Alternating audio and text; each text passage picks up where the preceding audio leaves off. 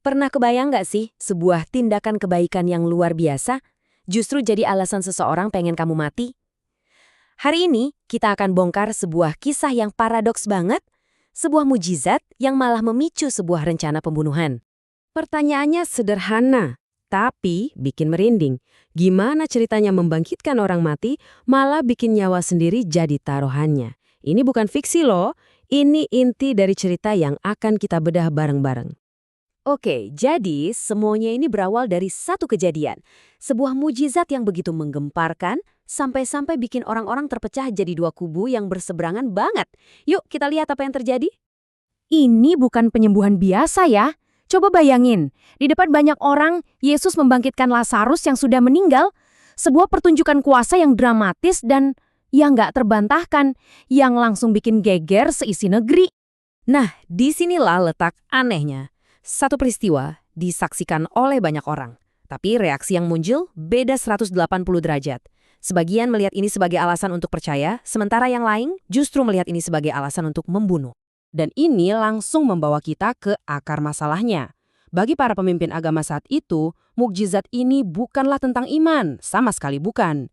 Ini tentang sesuatu yang jauh lebih duniawi, politik, kekuasaan, dan rasa takut. Lihat deh bedanya. Di satu sisi, rakyat biasa melihat mujizat dan menemukan harapan, iman mereka jadi berkobar. Tapi di sisi lain, para penguasa justru melihat api pemberontakan yang bisa membakar habis kekuasaan mereka.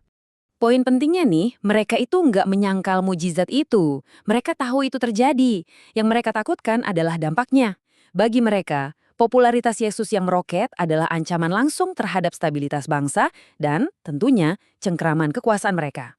Nah, di tengah kepanikan para pemimpin ini, satu suara muncul. Bukan dengan teriakan, tapi dengan sebuah argumen yang dingin, pragmatis, dan logikanya, jujur aja, mengerikan. Namanya Kayafas, dia imam besarnya. Sementara yang lain panik, dia melihat situasi ini bukan sebagai krisis iman, tapi sebagai, masalah matematika yang brutal. Dia menenangkan dewan dan bilang kalau mereka terlalu emosional untuk melihat solusinya. Dan inilah solusinya, sebuah kalimat yang akan mengubah jalannya sejarah.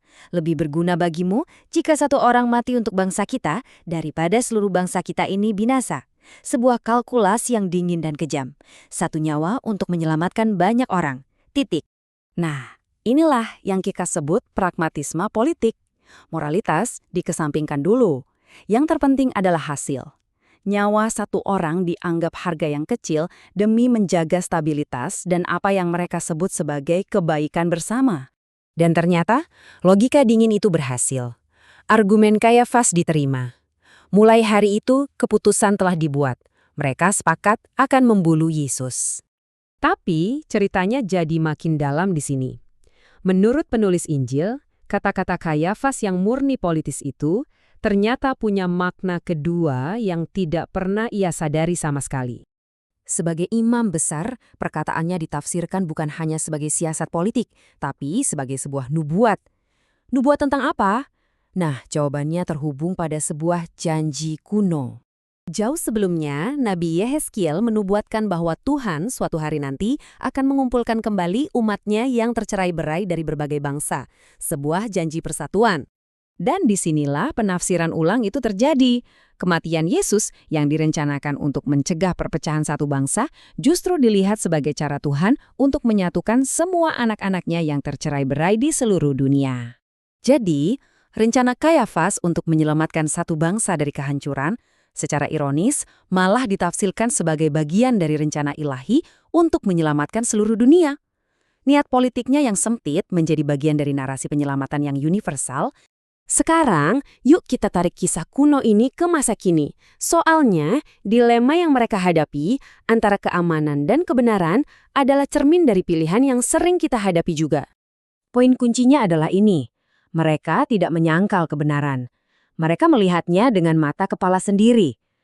Tapi, mereka memilih keamanan, kenyamanan, dan kekuasaan di atas kebenaran yang menantang itu.